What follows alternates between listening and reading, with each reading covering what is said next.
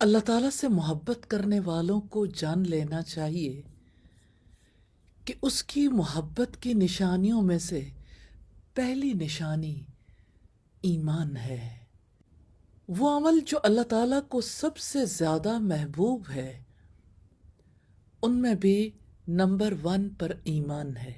اور اس کی دلیل ہے کہ نبی صلی اللہ علیہ وسلم نے فرمایا، احب الاعمال الی اللہ ایمان باللہ، اللہ تعالیٰ کے ہاں سب سے بہترین عمل اللہ تعالیٰ پر ایمان لانا ہے۔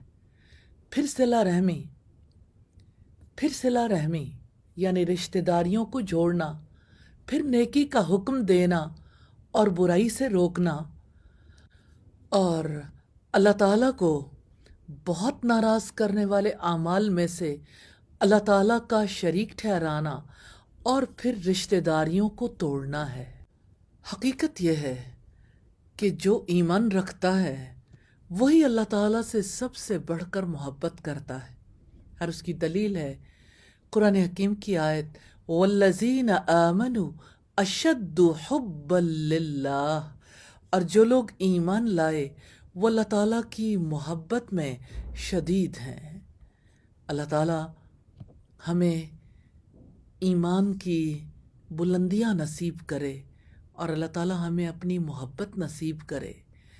تو جو اللہ تعالیٰ سے محبت رکھتے ہیں وہ دنیا میں نیکی کے کام کرتے ہیں، جیسا کہ رب العزت نے فرمایا، وَيُطْعِمُونَ الطَّعَامَ عَلَى حُبِّهِ مِسْكِينًا وَيَتِيمًا وَأَسِيرًا إِنَّمَا نُطْعِمُكُمْ لِوَجْهِ اللَّهِ لَا نُرِيدُ مِنْكُمْ جَزَاءً وَلَا شُكُورًا۔ اور وہ اللہ تعالیٰ کی محبت میں مسکین، یتیم اور قیدی کو کھانا کھلاتے ہیں، کہتے ہیں ہم تو تمہیں صرف اللہ تعالیٰ کی رضا جوئی کے لیے کھلاتے ہیں، اور ہم نہ تم سے بدلہ چاہتے ہیں نہ شکر گزاری۔ ایمان لانے کے بعد تمام صحابہ اسی کوشش میں ہوتے تھے کہ وہ کس طرح نیکیوں میں ایک دوسرے سے آگے نکل جائیں۔ کبھی سوال کر کے پوچھتے، جیسے حضرت ابو ذر کہتے ہیں، میں نے اللہ کے رسول سے کہا مجھے کوئی ایسا عمل بتائیں جو مجھے جنت میں داخل کر دے۔ آپ نے جواب دیا، جب آپ سے کوئی برائی سرزد ہو جائے تو اس کے ساتھ ہی ایک نیکی کر لیا کرو، کیونکہ ایک نیکی سے 10 نیکیوں کا ثواب ملتا ہے۔ میں نے سوال کیا، اللہ کے رسول، کیا لا الہ الا اللہ بھی نیکی ہے؟ آپ نے فرمایا یہ سب سے بڑی نیکی ہے۔ اور ایک روایت میں ہے کہ سیدنا ابو ذر نے دریافت کیا، اے اللہ کے رسول، کون سا عمل افضل ہے؟ آپ نے فرمایا، اللہ تعالیٰ پر ایمان لانا اور اللہ تعالیٰ کے راستے میں جہاد کرنا۔ سیدنا ابو ذر فرماتے ہیں، میں نے کہا کون سی گردن آزاد کرنا افضل ہے؟ آپ نے فرمایا جس کی قیمت سب سے زیادہ ہو اور وہ مالکوں کے ہاں سب سے نفیس ہو۔ میں نے کہا اگر میں ایسی گردن آزاد نہ کرا سکوں تو؟ آپ نے فرمایا پھر تو بیکار پھرنے والے آدمی کی مدد کیا کر یا بے وقوف شخص کے لیے کام کرو۔ میں نے کہا کیا خیال ہے اگر میں اس سے کمزور ہوں؟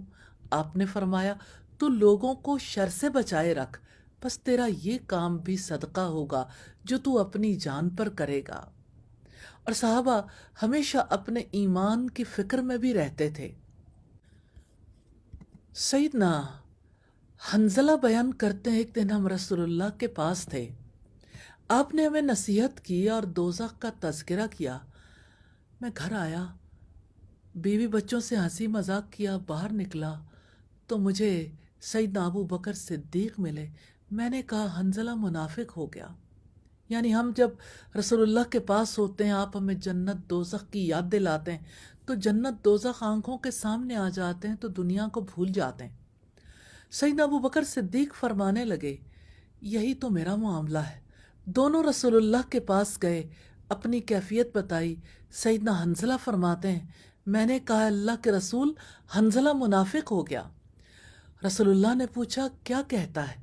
میں نے سارا قصہ بیان کیا اور آپ نے فرمایا یا حنزلہ ساعتا و ساعہ، اے حنزلہ یہ وقت وقت کی بات ہوتی ہے، اگر تمہارے دلوں کی حالت ایسی ہی رہے جیسے ذکر الہی کے وقت ہوتی ہے تو فرشتے تم سے مصافحہ کریں اور تمہیں راستوں میں سلام کریں۔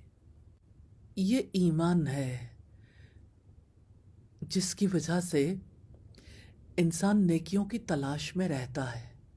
ایمان اللہ تعالیٰ کی محبت کا سب سے بڑا سائن، سب سے بڑی علامت، سب سے بڑی نشانی ہے۔ یا ارحم الراحمین ہمیں ایمان والی، یقین والی زندگی نصیب فرما دے، آمین ثم آمین۔